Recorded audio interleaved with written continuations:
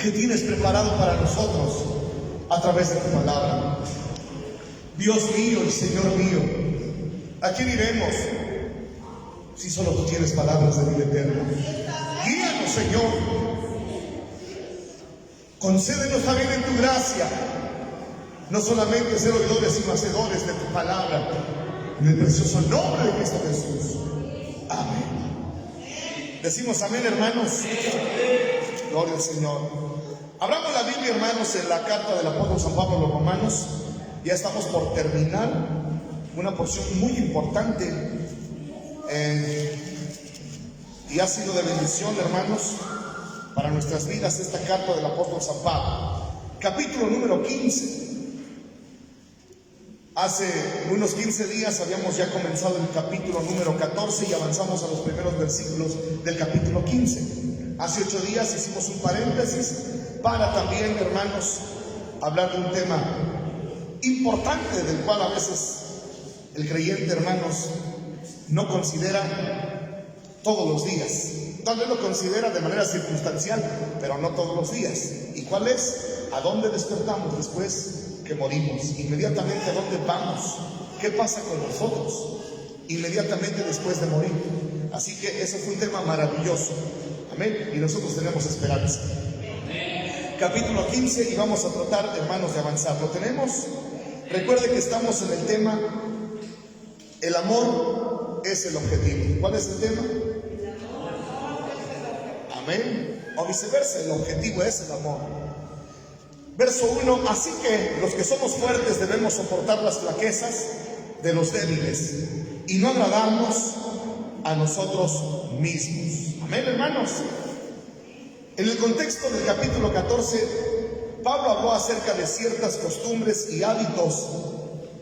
Y también, hermanos, hizo notar a un grupo de hermanos que le llamó débiles y a otro grupo de hermanos que llamó fuertes. Vimos que en el principio del capítulo 14 había hermanos que todavía querían guardar el sábado o querían comer en un hermano, pues en un carácter kosher o kosher, en donde vimos, hermanos, que todas estas actividades del pueblo judío ellos todavía las cuidan por mantener una singularidad, por mantener una diferencia o un elemento o elementos que los diferencien de los demás pueblos. ¿Están aquí? Vimos eso, hermanos, en el capítulo 14. Y Pablo andó en otras, hermano, actividades y otras, hermano, prácticas que en aquel entonces ya habían, hermano, entre los hermanos, tanto cristianos gentiles como cristianos judíos. El Señor sabía que iba a haber esas diferencias, pero ¿cómo lo reconciliaría? Con el amor. Citamos que muchas veces nosotros somos bastante duros, bastante estrictos con alguien que tal vez no busca a Dios de la manera que nosotros lo buscamos, pero no por eso significa que no sea salvo. Pablo avanza y dice que todos nosotros un día tendremos que comparecer ante el tribunal de Cristo. En otras palabras, en un resumen casi que nos decía: si ustedes no procuran por sus propias vidas, ¿cómo van a querer procurar por ajenas? ¿Me está entendiendo? En otras palabras, si nosotros consideráramos diario, a cada momento, cómo estamos ante Dios, diga conmigo, no nos daría tiempo de criticar a los demás. Impactante, ¿verdad? Pero ¿por qué nos da tiempo de criticar a los otros? Porque simple y sencillamente no nos enfocamos en nosotros mismos. Eso fue lo que Pablo habló en el capítulo 14. Toda lengua confesará que Jesús es el Señor, toda rodilla se doblará. Esto hablando de los que somos salvos. Y que cada uno, ya sea que lo haga a su manera y que no nos agrade, al final de cuentas Dios lo va a calificar. El punto es que te preocupes por ti y que si eres o te consideras fuerte, esa fortaleza, escuche bien, porque fue lo que habló Pablo y lo estudiamos, no la implementes a manera de tolerancia hacia los demás, como para decir, ahorita lo entiendo, pero después lo voy a corregir. No, esa fortaleza no es a la cual Pablo apeló, sino más bien a la fortaleza de sobrellevar, hermano, las actitudes de los que son débiles. Esto no quiere decir que seamos complacientes a los débiles. Imagínense, si lo comprendiéramos mal, vamos a tener iglesias manipuladas por los débiles. ¿Me está entendiendo? Hermana, es débil, tolerémosle. Hermano, es débil, tolerémosle. Imagínense a dónde llegarían así los débiles.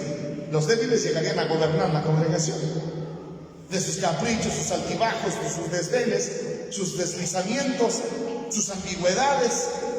Pero no, a eso no nos está dirigiendo Pablo. Nos está dirigiendo a lo siguiente: que si nos consideramos fuertes, esta fortaleza la usemos para soportarlos y amarlos, no para corregirlos. Y note, la mayoría de nosotros, cuando nos consideramos fuertes espiritualmente, ¿cómo empleamos esa fuerza? ¿De qué manera empleamos esa fortaleza? La empleamos con el afán de corregir. Por ende, no están buscando a Dios como debería de ser. Eso es a lo que Pablo estaba hablando en el capítulo 14. Así que, hermanos, ha sido un tema difícil de soportar, de digerir. Pero note usted que el objetivo es que la iglesia, cuando se ame mutuamente, tendrá una armonía con la cual, hermanos, alcanzará un objetivo maravilloso. Y hoy vamos a ver en el capítulo 14 ese objetivo. Recuerde que el tema general de estos dos capítulos, no lo olvidemos, el propósito es el amor. ¿Ok? Y a los que nos consideremos fuertes, no es para corregir a los débiles, sino seguir tolerándolos, seguir amándolos, aceptarlos como son, de manera que el que los cambie con su palabra y su espíritu sea Dios. ¿Entendimos? Dígalo que está a su lado: ya entendí que no te voy a cambiar. No lo quieren decir. Ese es un gravísimo problema. Note que la complejidad, el roce, la fricción, hermano, las diferentes posturas de los creyentes es con ese afán de corregir al otro. ¿Y a dónde van a terminar? ¿Saben qué van a terminar los que quieren corregir a otro? En frustración, en fracaso. Y Pablo dice: si te consideras fuerte, no emplees esa fuerza o esa fortaleza para corregir a los demás, sino más bien para amarlos, sobrellevarlos, respetarlos, tolerarlos, de modo que el cambio lo produzca el mismo Dios. ¿Estamos entendiendo? Yo puedo decir ¡gloria a Dios! Si usted no quiere gritar ¡gloria a Dios!, ahora el Señor ya nada. No me voy a enojar si no grita ¡gloria a Dios! Dios me llama a amar. De modo que no rompamos la armonía. ¿Me entendió? Pero también es un mensaje para los débiles. No porque usted no busque de manera apasionada, desvivida, como los que se consideran fuertes, usted no diga: la Biblia dice que me tienen que respetar así como yo busco a Dios, así que no me moleste. Ese débil ya no tanto sería débil, sino soberbio. Y eso, hermanos, también Pablo aquí habló de que tendrán de alguna forma que rendir cuentas en el tribunal de Cristo. Esos débiles que no dejaron avivarse por el Espíritu Santo, no tanto por el hermano ni por los hermanos, sino por el Espíritu de Dios.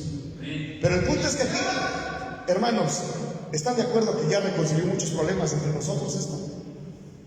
Porque es lo que a veces pasa en las iglesias. Unos quieren danzar, otros no danzan. Unos gritan, levantan las manos, otros no lo hacen. Los invitamos a que disfruten del Señor y probablemente a nuestro criterio no lo disfrutan, pero en sí, aunque no sea vistoso, probablemente lo están disfrutando. ¿Y qué nos está llamando? La palabra es que todos tengamos paz, que descansemos.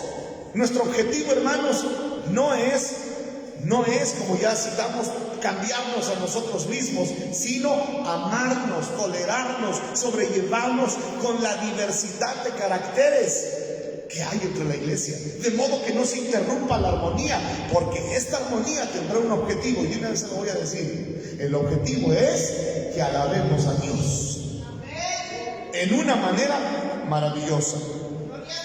Con esta perspectiva seguimos leyendo versículo 1 del capítulo 15. Así que los que somos fuertes debemos soportar las flaquezas de los débiles para cambiarlos. No, como dice, y no agradarnos a nosotros mismos. Cada uno de nosotros agrade a su prójimo en lo que es bueno, para, como dice, edificación. ¿Amén o no amén? Porque ni aun Cristo se agradó a sí mismo. Antes bien, como está escrito, los vituperios de los que te vituperaban cayeron sobre mí. Aquí Pablo citó al Salmo 69 en cuanto a lo que Jesús, hermanos, padeció, oiga, por una sola cosa. Porque no se puso en primer lugar a sí mismo, sino que puso en primer lugar a Dios. ¿A quién? A Dios. Todo el rechazo, todo antagonismo, toda contrariedad de los hombres hacia Dios, Jesús la asumió y estuvo dispuesto a morir con, hermano, los estragos de estos rechazos en su cuerpo en la cruz del Calvario. ¿Y qué es lo que nos enseña el sacrificio de Cristo? Que ni siquiera Él se puso en primer lugar cuando se trata de amar. Note que por eso mucho creyente en Dios le es difícil avanzar en la fe, porque llegan aquí diciendo, ¿qué tienes para mí? ¿Qué tienes para mí? Cuando debería de ser, ¿qué quieres de mí? ¿Qué quieres hacer de mí? No tanto que pueda yo conseguir de Él, sino qué quiere tanto Él hacer de mí. Y esto, si usted lo comienza a traducir en otras relaciones en donde se tenga que aplicar amor, se va a dar cuenta que cuando no es con una abnegación divina, no se puede caminar en un perfecto amor. ¿Me entendieron o no? No se agraden a sí mismos. ¿Sabía que el éxito del matrimonio, esa es la base? El hombre, vivir para su esposa. Si los hombres no están para complacer a su esposa, entonces son un total fracaso como esposos. Y viceversa, la esposa tiene que vivir para complacer a su marido. Y como dice aquí Pablo, en lo bueno, en lo que edifica. Y si no ha conseguido esa realidad de esposa, entonces está fracasando como esposa. El padre, al amar a sus hijos, la misma regla. Los hijos, al amar a los padres, la misma regla. Un amigo con otro amigo, la misma regla. Jesús con su padre fue la misma regla. No pensar en primer lugar en mí, sino en quien amo. Y así puede ser sucesivamente en cualquier terreno. Colaboradores, hermanos, si no estamos dispuestos en amor a agradar a los demás, para bien, para lo bueno, para edificarles, entonces no podremos, hermanos, alcanzar el objetivo ya mencionado. Con esta perspectiva voy a leer el 3. Porque ni aun Cristo se agradó a sí mismo. Antes bien, como está escrito, los vituperios de los que vituperaban cayeron sobre mí. ¿Se da cuenta que amar es estar dispuesto a padecer por el otro? ¿Cuántas veces hemos citado esa parte de Corintios, no? Porque el amor es sufrido, es benigno. Es sufrido, no busca lo suyo. Y resulta que solamente lo recitamos, pero no lo entendemos, ni mucho menos lo vamos a aplicar. Si el objetivo es el amor, entonces tengo que buscar primeramente el bien de los demás para edificación, aún si esto significa padecer por ellos. Amén o no amén. Imagínense cuántas veces a la semana se acercan a mí personas que me dicen, oiga, su miembro me defraudó. Uy, Dios. Sí. Imagínense cuánto, oiga pastor, esa gente que se congrega con usted me robó, me mintió, es deshonesto, estaba destruyendo mi hogar, mi familia, y ahí veo que se congrega con usted. Santo Dios, no sé si me están entendiendo. Esa gente que se congrega ahí están afectando otras áreas de la sociedad. Imagínense cómo es que tengo que yo actuar en ese momento. Si digo que los amo, ¿qué debería yo de hacer? No, están muy callados. Están muy callados, porque son cosas reales. Los vituperios de los que te vituperaron cayeron sobre mí. Vituperio es rechazo, es ridiculizar a alguien, rechazar a alguien, mofarse de alguien. Obviamente en Dios no hubo vituperio por injusticia, sino por todo lo contrario, por justo, por santo, por bueno, por perfecto. Pero es una base para que nosotros entendamos qué es, hermano, el amarnos los unos a los otros. ¿Están aquí, hermanos? Y muchas de las veces uno tiene que decir, porque tengo que cerrar el paréntesis, pues amigo, vecino, hermano, yo le pido disculpas por el hermano o la hermana que se congrega con nosotros.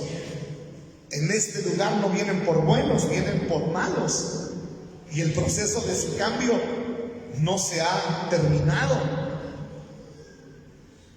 Nos vamos a orar por esa situación, de modo que sea pues restablecida la ofensa de la cual usted dice que el hermano le hizo, y que le pida perdón o que se reivindique con la falta, porque es el consejo que le damos. ¿Sabe cuántas veces me llega a veces gente y me dice, eso es lo que les enseña a sus feligreses? A que se anden peleando por terrenos. Santo Dios, ay Dios mío. Que ahí uno tiene que salir con la palabra, como digo, con amor. Y una ocasión le dije a esta familia, mire, usted que conoce la palabra sabe bien que no es lo que enseñamos en ese púlpito. ¿Cómo usted se atreve a decir que yo voy a andar predicando y enseñando que se anden peleando por los terrenos? Usted sabe bien que si yo me acato a esta palabra que es la Biblia, no podré enseñar eso. Pero son oportunidades, hermano, para probar nuestro amor hacia ustedes, o viceversa, que ustedes le hablen mal de su pastor, porque se llega a dar los casos. No hay pastores perfectos. El día que yo tenga un defecto, una imperfección, ¿cómo reaccionarán ustedes? Lo verán ustedes una oportunidad para dar un golpe. Un golpe congregacional y dividir la congregación. Para no decir golpe de Estado. ¿O cubrirá usted la ofensa de su pastor? Cosas reales, ¿verdad? Digan todos, ayúdanos, Señor. Santo Dios mío, guárdanos. Guárdanos, porque sí hemos, hermano, tenido errores. Hemos tenido tropiezos. Y Pablo, hermano, Dios lo usó sabiendo que esto se daría en la iglesia. Y no ahora, desde ese tiempo, hermanos. Amén o no amén. Gloria al Señor. El día que le den quejas de su pastor, usted también tiene que remitirse a la palabra y decir, hermano, ese hombre va a dar cuentas a Dios un día, y lo que usted dice que le hizo, Dios no lo dejará impune, pero échele ganas, busque a Dios, y no por la falta de mi pastor tropiecen, sino adelante, échele ganas. Nuestra meta es Cristo y no el hombre. No van a amarme, hermanos. Y no crean que los estoy preparando para mis errores. No, ni es la excusa, no. Hay que ser realistas. Por eso dijimos, ayúdanos, Señor, que no caigamos. Más bien, como dice el Padre nuestro, líbranos, hermano. Amén. 4, porque las cosas que se escribieron antes para nuestra enseñanza se escribieron a fin de que por la paciencia y la consolación de las Escrituras, como dice, tengamos esperanza. Es muy cierto que hemos escuchado muchos temas en cuanto a la fe. Es muy cierto que hemos escuchado, hermanos, como dije, buenas conferencias, buenas predicaciones de la fe. Pero note usted que aquí en el contexto que Dios le reveló a Pablo, a veces de lo que es la fe omitimos un elemento. ¿Cuál elemento? La paciencia. ¿La qué? Diga, yo no puedo decir que conozco fe si no conozco paciencia. Y ese es el problema de muchos creyentes, que sí aplican una fe en base a la necesidad que tengan de Dios, al problema, a la circunstancia adversa, y ellos en esa fe dicen, debería, Señor, de responderme de manera inmediata o con prontitud, porque no asocian la fe con la paciencia. Los que están viniendo los martes, ¿cuántos años tuvieron que pasar aproximadamente para que las promesas de Dios se cumplieran en Abraham? Él creyó y le fue contado por justicia. ¿Pero cuánto tiempo tuvo que pasar? De 75 a 99. Salió a los 75 de Ur de los Caldeos y dejó, hermanos, dejó de jactarse en sí mismo cerca de los 100, o sea, a los 99. 24. ¿Y a qué hora le nació la promesa? Isaac, a los 100. O sea que tuvo que pasar 25 años. De los 75 a los 99, 24. Y todavía un periodo más breve en donde tuvo que aplicar esa fe ¿con qué? Con paciencia. El apóstol también dice que la fe tiene que tener su ciclo, porque la fe, bueno, la prueba produce, ¿se acuerdan? Y hay un ciclo que llega también, hermanos, a la perseverancia y después a la esperanza. Y después, ¿qué dice? La esperanza no avergüenza. ¿Quieren saber cuánta paciencia tienen? Remítase a cuánta fe usted también ejerce. Porque no se engaña usted mismo. Nadie dice, no, yo tengo fe, hermano, que el Señor me va a ayudar en esta situación que estoy pasando. Bueno, si tiene fe, esa fe será el mismo grado de su paciencia. Ya lo dijeron amén. Vienen renuentes, no quieren decir amén. Porque muchas veces dicen, no, yo necesito que el Señor me ayude. Y el Señor me ha de ayudar, digan todos, el Señor me ha de ayudar. Y decimos tener fe, digan todos, decimos tener fe. Digan todos, decimos tener fe.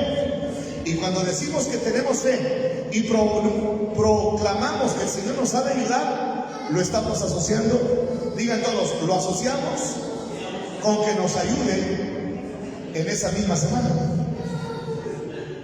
Digan, es bueno. Digan, es bueno. Pero la mayoría de veces Dios quiere que desarrollemos paciencia. Resulta que la mayoría relaciona la fe con milagros, con respuestas, con el socorro y la providencia de Dios, pero casi nadie asocia la fe para producir paciencia. Hoy ustedes aprendieron algo maravilloso. ¿Para qué Dios nos ha dado fe? Para producir paciencia. ¿Dicen amén o no?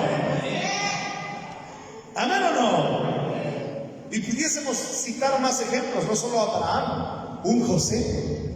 ¿Un qué? Un José que estuvo cerca de 3 décadas, oiga, siendo humillado, despreciado, probado.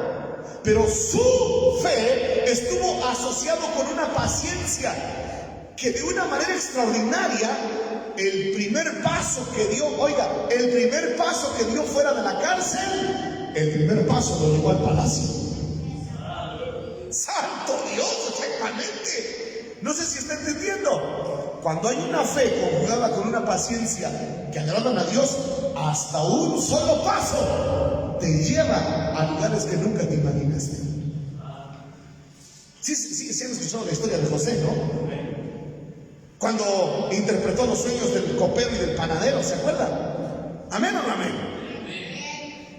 Y que por esa información y ese precedente que habían ya tenido de José, el primer paso que dio fuera del de la prisión, de la cárcel, lo llevó al mismo palacio. ¿Y qué fue a hacer allá? Nada más y nada menos que el segundo hombre más importante de todo Egipto. ¿Pero qué? Digan, conjugó su fe con paciencia. ¿Amén o no amén? Pero recuerdo hace unos días que la paciencia de la cual en su palabra el Señor nos habla no es la paciencia pasiva.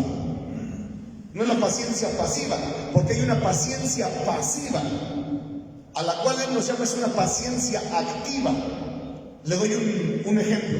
Cuando usted va al dentista o algún médico, alguna clínica, usted se vuelve un paciente y le dicen, sabe que usted tiene cita a las 4 y usted llega a las 4, pero resulta que el paciente anterior que estaba o que está tratando el médico se le complicó cierta situación, hermanos.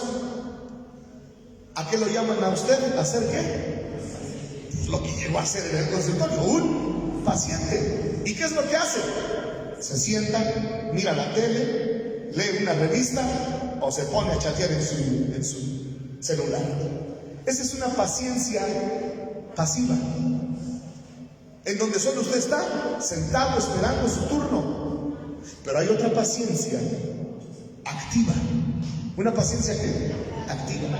Un ejemplo, cuando una mujer consigue paciencia, no es pasiva, es una paciencia activa, porque le dicen, camine, cuídese, no coma esto, chéquese la glucosa, chéquese la presión, haga ejercicio.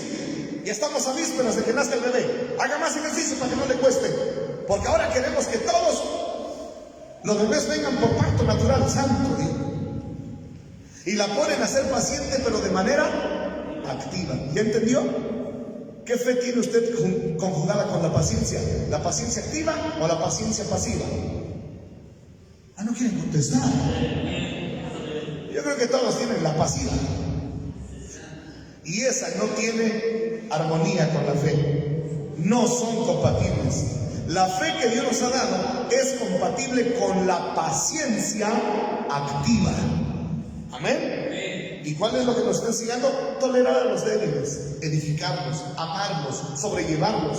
No como para ser complacientes, no, sino que este amor llevará a que Dios produzca el cambio en ellos y de débiles pasen a fuertes. Amén. Dicen amén. Ahora con esta perspectiva leemos el 5. Pero el Dios de ¿qué? ¿Habían escuchado esto ustedes? ¿Habían escuchado esto alguna vez? Yo le voy a ser honesto, es la primera vez que yo lo escucho. Y ya había yo leído Romanos. El Dios de la gloria, el Dios del poder, el Dios de la sabiduría, el Dios, hermano, de la omnisciencia, el Dios, hermano, de justicia, el Dios de paz, el Dios de amor, el Dios de fe, el Dios de proezas, ¿qué más?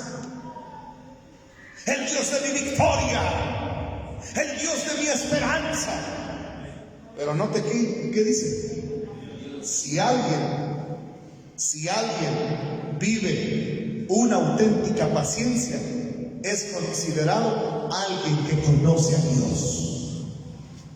Amén. ¿Ustedes conocen a Dios? No respondan, solo pregúntense cuán pacientes son. Pero el Dios de la paciencia y de la consolación os dé entre vosotros un mismo sentir según Cristo Jesús. Esto también Pablo lo había escrito a los filipenses. Amén. Haya pues en vosotros este mismo sentir que hubo en Cristo Jesús. ¿Y qué sentir hubo en Cristo Jesús? Digan todos, ¿qué sentir hubo en Cristo Jesús? Ese sentir que se tradujo a una acción se llamó sacrificio. ¿Aman al que está a su lado? ¿Cuánto están dispuestos a sacrificar por él?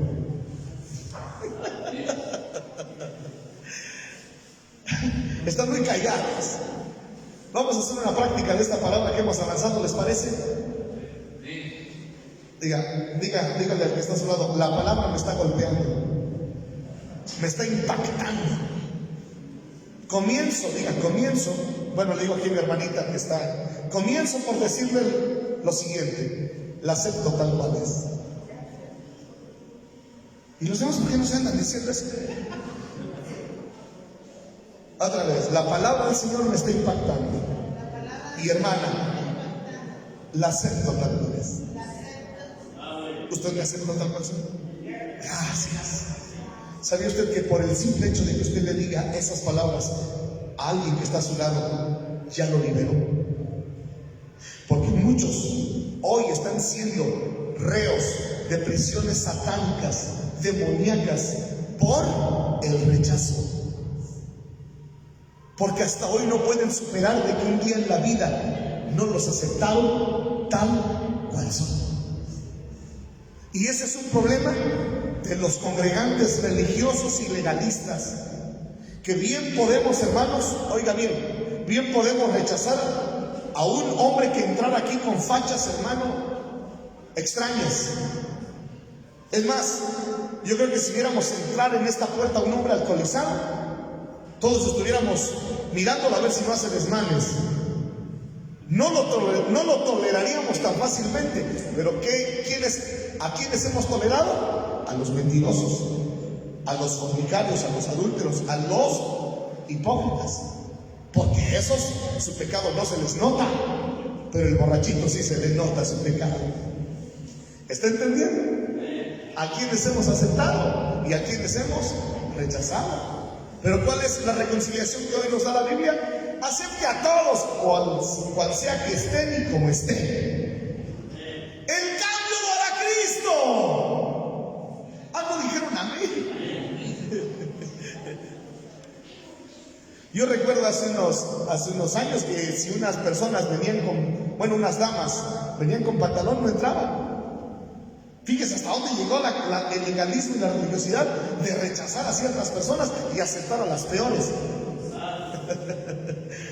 Pero ¿cuál es la reconciliación que nos da la Biblia? Aceptemos a todos, amemos a todos. El cambio Jesús lo hará. ¿Amén o no amén? ¿Puede decir otra vez al que está a su lado? Te acepto tal cual eres. Andan rejegos, hermanos. Vinieron duros de coserse esta noche. No está funcionando el primer hervor. Ese es un problema. Es más, creo que ya necesito terminar aquí la predicación y vamos todos a arrepentirnos. Porque mire, esta es la iglesia que nos encontramos. Y otros, por no superar esta verdad, mejor se van de las congregaciones. Por no superar esta realidad, por no aceptarnos mutuamente. El Dios de paciencia, 5, y de la consolación os dé entre vosotros un mismo sentir, según Cristo Jesús. Y hablamos que ese sentir, según Filipenses, fue sacrificio. Sacrifico mi opinión, sacrifico mis argumentos, sacrifico mi pensamiento de ti y opto por amarte y aceptarte. Amén o no amén. 6. Para que unánimes, ¿cuál es el propósito? Habíamos hablado del propósito. El 6 lo dice: para que unánimes a una voz glorifiquéis a Dios y Padre de nuestro Señor Jesucristo. ¿Se gozan?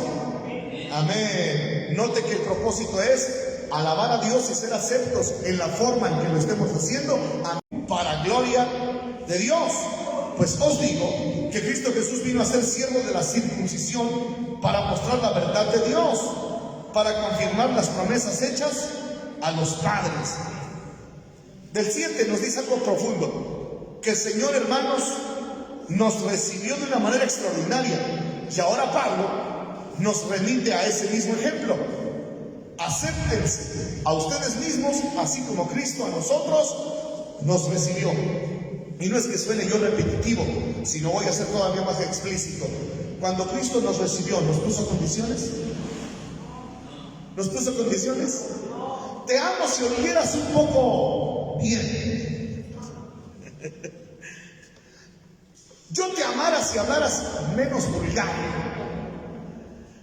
Yo te recibiera en mis brazos si fueras menos inmoral. Eso nos dijo. Tal y como estábamos, inmorales, pervertidos, arrogantes, enfermos, inseguros, detractores, aborrecedores de lo bueno, soberbios, maliciosos, inmorales, viciosos. Así nos recibió. No puso ningún estándar como condición. ¿Y qué es lo que Pablo dice? No es posible que ahora tú le pongas requisitos al hermano para que lo ames. Otra vez dígale mirando a los ojos, como te vuelvo a decir, te acepto tal y como eres. Andan duros, algunos no se lo dicen, hermano. En medio está el diablo. No se lo digas, volteate, no se lo digas. Hoy vinieron con su compadre el diablo, hermanos. No se sienten junto a él. Sí, veo muchos que no lo dicen. No es uno, son varios. Es que me lo diga el primero. ¿Cómo que? No, que me lo diga el primero.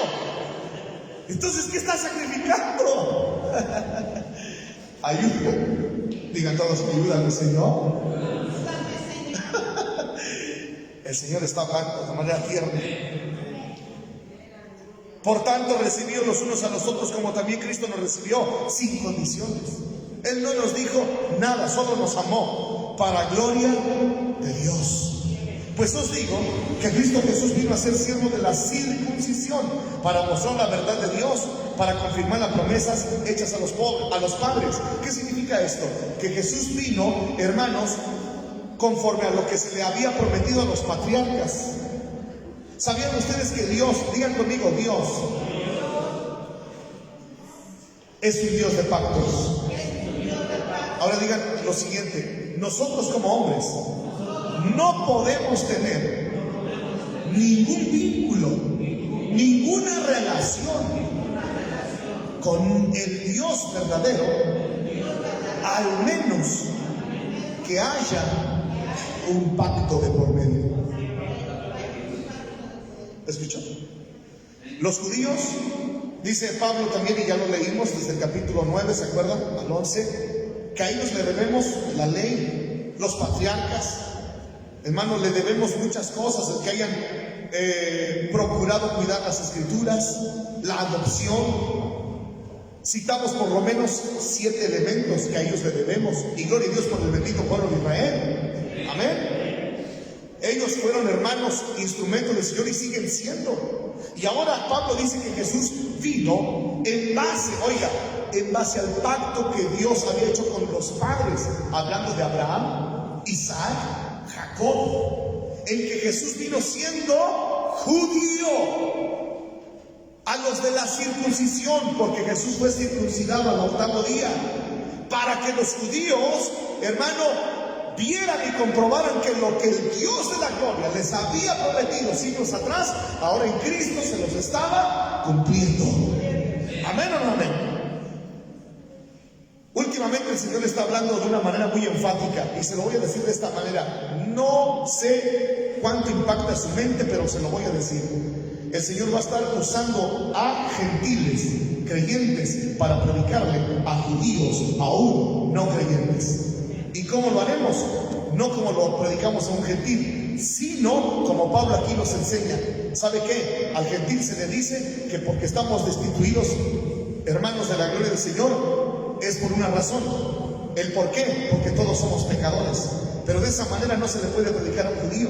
A un judío se le tiene que comenzar por la realidad de su historia, su cultura, su idiosincrasia, sus raíces.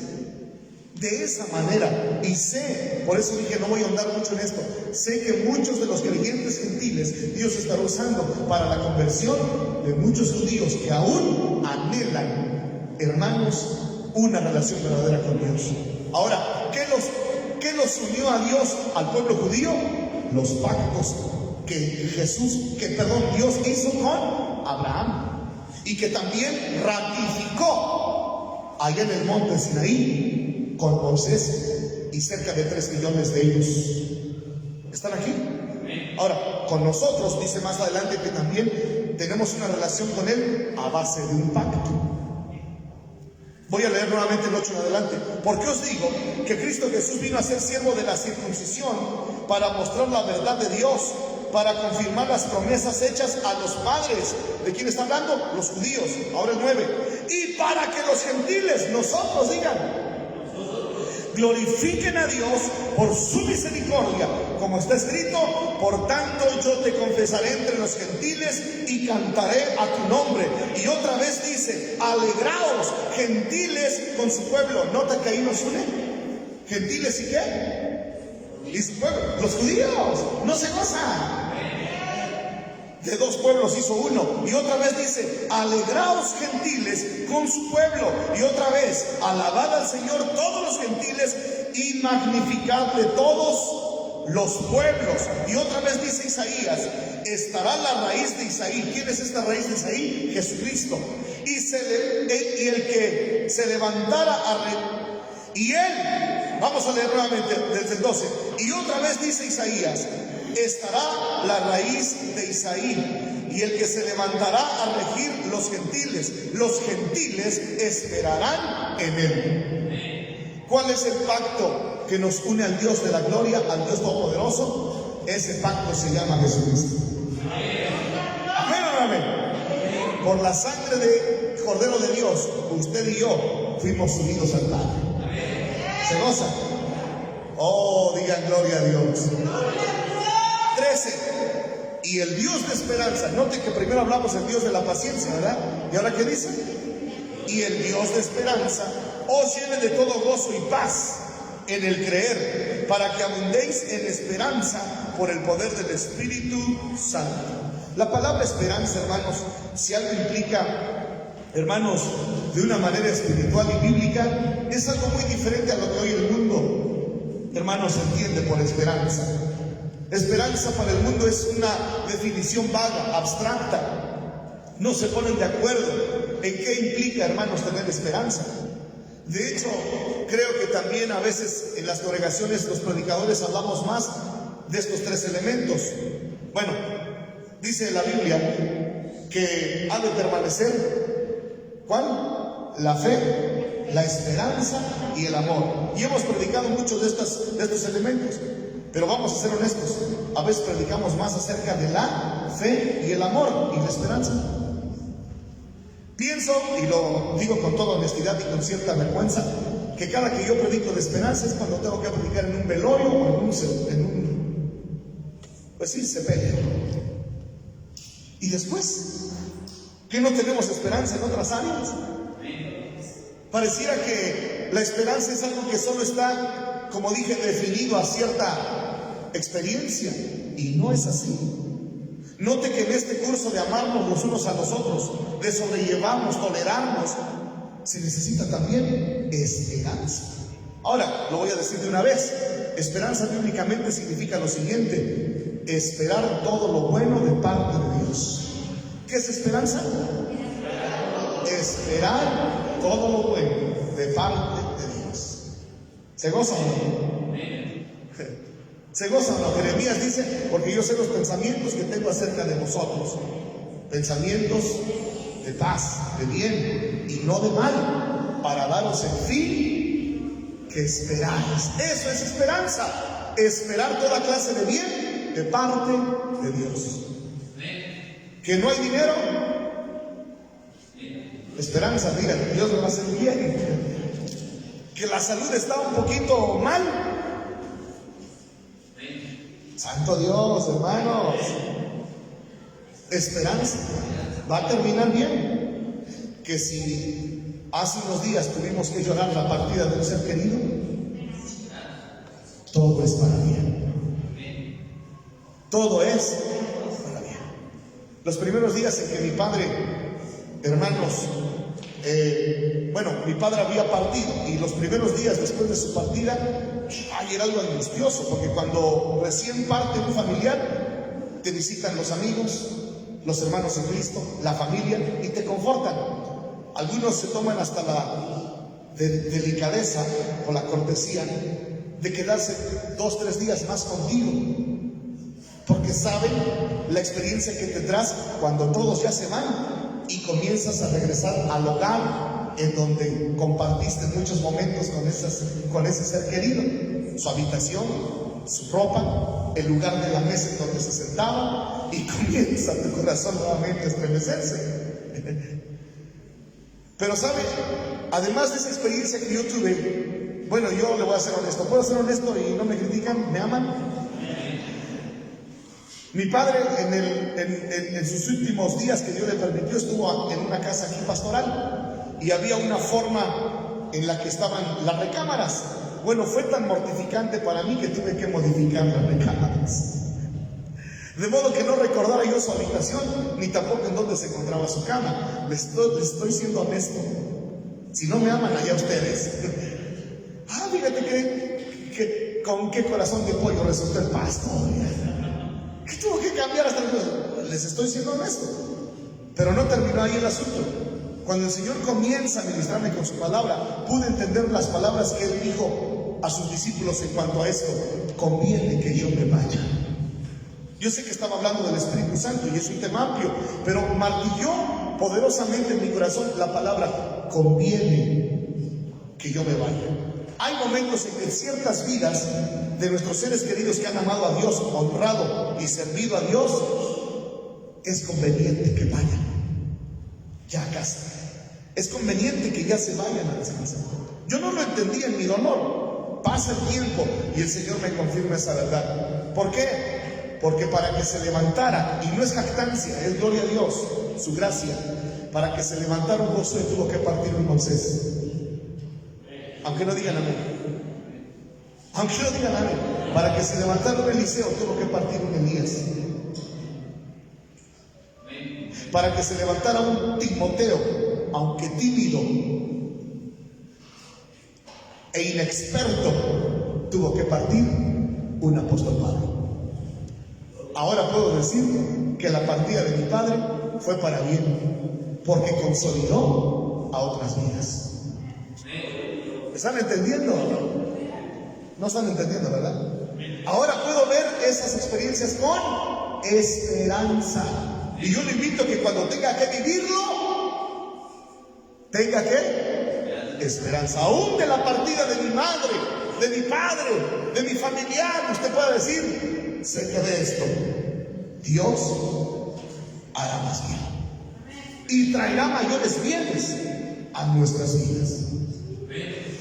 Muchos, como digo, todavía no dicen amén porque les cuesta tener esa esperanza, pero le conviene, le conviene. Avancemos porque estamos a punto de terminar. Y el Dios de esperanza, verso 13, os llene de todo. ¿Se da cuenta qué trae como resultado? Gozo. ¿Y qué más?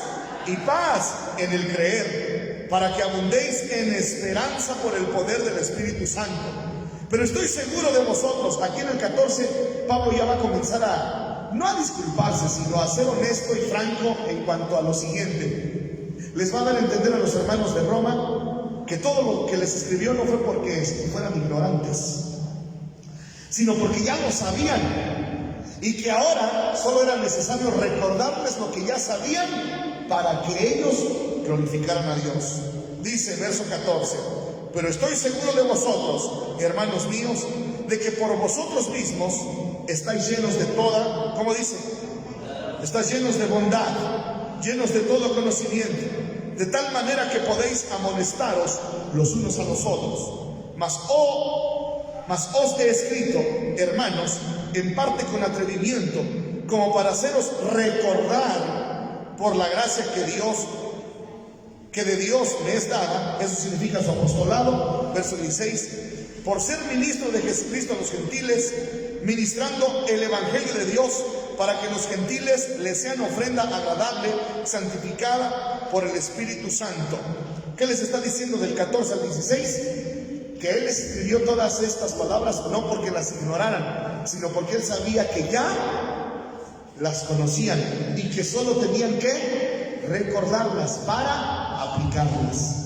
Ahora avanzamos en el versículo número 17. Tengo pues de qué gloriarme en Cristo Jesús en lo que a Dios se refiere. ¿Cuántos saben que es válido delante de Dios gloriarnos? No van a gloriarnos, sino gloriarnos. ¿Gloriarnos en qué sentido? en todo lo que la gracia del Señor en nosotros ha mostrado, ha hecho. Se vale, hermanos, siempre y cuando usted esté seguro que le está dando la gloria solo a Él. Amén. Tengo pues de qué gloriarme en Cristo Jesús en lo que a Dios se refiere, porque no osaría hablar sino de lo que Cristo ha hecho por medio de mí para la obediencia de los gentiles, con la palabra y con las obras. Aquí vamos a ir terminando. Con potencia de señales y prodigios, en el poder del Espíritu de Dios, de manera que desde Jerusalén y por los alrededores hasta Ilírico, todo lo he llenado del Evangelio de Cristo, y de esta manera me esforcé a predicar el Evangelio, no donde Cristo ya hubiese sido nombrado, para no edificar sobre fundamento ajeno, sino como está escrito: aquellos a quienes nunca les fue anunciado acerca de Él, verán, y los que nunca han oído de Él, ¿cómo dice? Entenderán. Amén. Hasta ahí dejamos la lectura y aquí terminamos. Pablo era, sin lugar a dudas, un conocedor no solo de la cultura judía, también era muy conocedor de la cultura que imperaba en aquel entonces. Y me refiero, hermanos, a la cultura griega. Ustedes dirán, hermano, no, la que imperaba era la romana. No, me estoy refiriendo a la cultura. El gobierno era romano, imperaba en un carácter, válgase la redundancia, imperial, gobernaba. Pero la cultura que estaba más, hermano, fuerte era la griega. Y aquí quiero terminar. Para los griegos, algo de lo que ellos reconocían en un personaje y que lo veían como una realización de vida era que se volvieran buenos oradores. ¿Buenos qué? Oradores. Pero no cualquier orador, sino que tuviese una perspicacia, una retórica y una virtud de convencimiento, de manera que en sus formas de hablar, en sus ejercicios de orador, convenciera a multitudes. Un orador para los griegos era una persona ya realizada en esta vida. Pero ¿qué pasó con Pablo? Ahora nos dice, hermanos, que cuando llegó a predicar a los gentiles, él solamente tenía, hermanos, un enfoque, y un enfoque extraordinario, hermanos. ¿Dicen amén o no amén? Y una ocasión les escribe a los corintios y les dice que cuando llegó a predicar a ellos, se propuso no saber nada más que a Jesús. Dijo, me propuse no predicar nada ni saber nada, más predicarles de Jesús y a este crucificado. ¿Qué quiere decir? Que cuando Pablo, oiga bien, había pasado del tema de amarnos los unos a los otros, tolerarnos, siendo fuertes para con los débiles, ahora da el consejo a la iglesia de que si algo nos va a identificar como verdaderos creyentes, no es nuestra retórica, no es nuestra virtud de oratoria, no es nuestra capacidad de convencimiento, sino que aquí lo citó en estos últimos versículos que leímos, la demostración del poder del Evangelio. ¿Escucharon? Eso es lo que ahora estaba, hermanos, invitando a sus lectores de Roma, que si hemos de hablar del Evangelio, no lo demostremos con retórica, no lo demostremos con abundancia de palabras. De hecho, Pablo supo acerca de ello y fue ineficaz y terminó en muerte. Y es un terreno peligroso. Si hoy en día usted escucha predicadores, aparte de este lugar, de esta congregación, yo le voy a dar un consejo. Analice en qué posición tienen el sacrificio de Cristo. Si en sus predicaciones no hablan de la obra de Cristo en la cruz, tenga cuidado con lo que está oyendo. No se lo voy a prohibir, pero sí le advierto, tenga cuidado, porque Santiago dice que esa sabiduría no solamente es humana, sino que también es animal y llega a ser diabólica. Tenga cuidado, porque si hoy en día no se está predicando un mensaje ya en las congregaciones es a Cristo y a este crucificado. Si lo que vamos a hablar no nos lleva a esa realidad, tengamos cuidado, porque eso, hermano, nos llevará a que lo que hablemos sea respaldado por Dios de manera poderosa. Amén o no amén. Demos gracias. Padre, te damos la gloria y la honra en esta noche.